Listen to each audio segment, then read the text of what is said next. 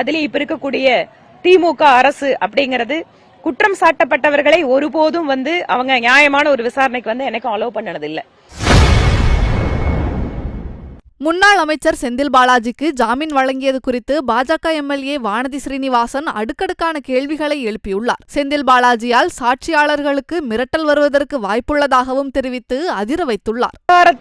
தன்னோட அதிகாரத்தை செலுத்தக்கூடிய நபரா இருக்கிறதால சாட்சிகள் பயப்படுவாங்க, அவருக்கு நேரா சொல்ல மாட்டாங்க அப்படின்னு சொன்னதாலதான் இத்தனை நாள் அவர் உள்ள இருந்தாரு, ஜாமீன் கொடுக்காம இருந்தாங்க.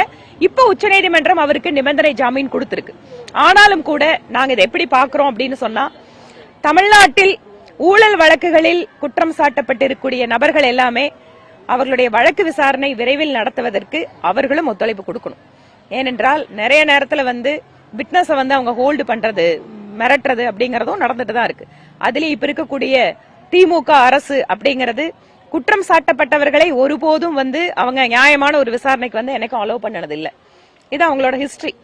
ஆனால் திமுக அரசு இங்கு அவர்களுடைய அதிகாரத்தை பயன்படுத்தி இந்த வழக்கை நீர்த்து போகாமல், அதாவது குறிப்பாக வழக்கு கொடுத்திருக்கவங்க மேல குற்றச்சாட்டு கொடுத்திருக்கிறவங்களை மிரட்டுறதோ வேற விதமான நடவடிக்கையில் ஈடுபடாமல் இருக்க வேண்டும் அப்படிங்கறது எங்களோட எண்ணம். இப்போது இருக்கக்கூடிய மரியாதைக்குரிய முதலமைச்சர் அவர்களே, திரு செந்தில் பாலாஜி அவர்கள் மீது என்னென்னவெல்லாம் ஊழல் வழக்கு இருக்கு, அவர் எப்படியெல்லாம் இருக்காரு அப்படிங்கறத வேற யாரோ சொல்லல, அவரே ஸ்டேட்மெண்ட் கொடுத்திருக்காரு. இன்னைக்கு அவர் கட்சி மாறினால முதலமைச்சர் அவர்களுக்கு அதெல்லாம் மறந்திருக்கலாம். ஆனால் மக்கள் மறக்க மாட்டார்கள். இதை மனதில் வைத்துக் கொண்டு இந்த அரசு செயல்பட வேண்டும் அப்படிங்கறது எங்களோட கோரிக்கை.